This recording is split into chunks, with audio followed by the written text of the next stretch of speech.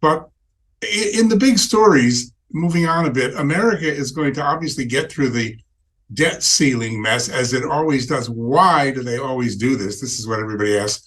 But what's going to happen about immigration, Nigel? That's a much trickier question. It's a huge issue there, as it is here, with as many as 13,000 people a day coming across America's southern border. Biden has really failed. And forgive me for just going on, but I want to get this question in. And I noticed that CNN, the New York Times, and even Eric Adams, the Democratic mayor of New York, where it seems all the hotel rooms are now filled with migrants, and he's saying, please send these people to every state in the union. Why do they all need to come to Manhattan? They're all having a go at old Joe. Do you think they're setting him up to get his own people to get rid of him before the election? Well, quick point on the debt ceiling. Yes, of course, it'll be agreed. It always is. And debt gets bigger and bigger and bigger. And we're all hooked on fiat money. Ever since Nixon took the dollar off the gold standard, we have been devaluing money consistently and printing money. And that is why we have inflation in our systems. Inflation is a disease of money caused by government. Now, what is happening on the southern border and what is happening in the English Channel with illegal immigration is something that is a deep insult, not just to long-established families, but here's the interesting point, to those that have legally come to our countries and gone through the process over the course of the last couple of decades. Because, they've done things properly, they paid the price to do it, and here are people just walking in and being allowed to stay. The numbers on America's southern border, they're just mind-blowing. They're astonishing.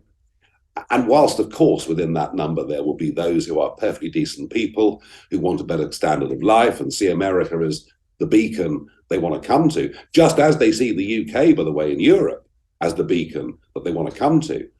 Also among that are people about whom the American government has no idea at all.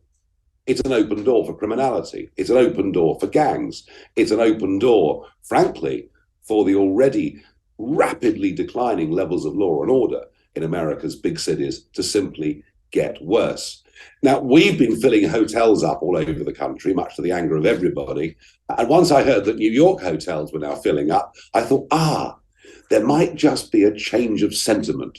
Because you see, it's all very easy for the great and the good to say, I can't see what the problem is. You wait till it's on their doorstep. They start taking a very different attitude. And it sounds like Eric Adams might just be waking up to what the implications of this are. I would have thought that in the minds of fair-minded Americans, these millions coming into the country illegally should be a very major election issue in November 2024. And I would point everybody to what the solution might be.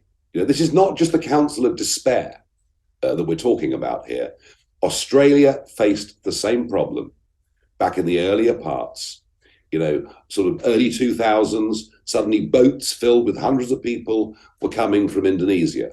They tried all sorts of solutions. They tried offshore processing, etc. In the end, a very brave and principled conservative leader called Tony Abbott said, right, I'm going to deal with this.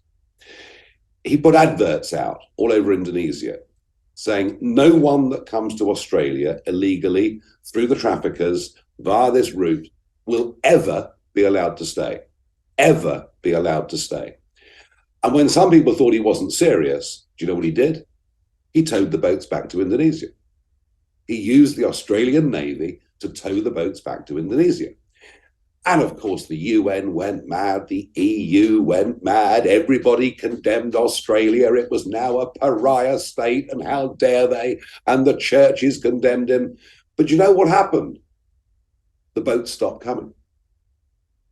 They stopped coming. Literally, they completely and utterly stopped coming. So the only way you can deal with illegal immigration is to make it perfectly clear that nobody that comes via this route will ever be able to stay. And quite why in America you have this lunacy of sanctuary cities, I will simply never, ever know. But for the Republicans to win the election, they have to reach the center ground of public opinion.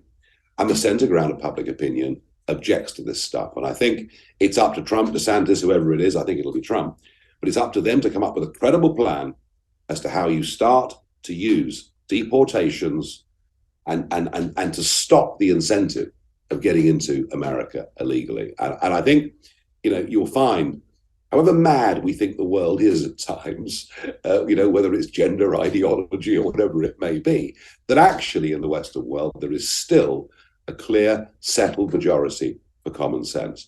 Now, as far as Biden's concerned, I have little doubt that they will knock him out towards the end of this process. I just don't see, he's a useful puppet, I get that, but I just don't see, particularly, by the way, if you're in the green industry and want massive state subsidies, Biden's great, but I just don't see them going into an election with somebody, in his physical and mental state. I just don't see it being allowed. So, yeah, I think setting the guy up to fail, I'm almost certain there'll be a last-minute replacement.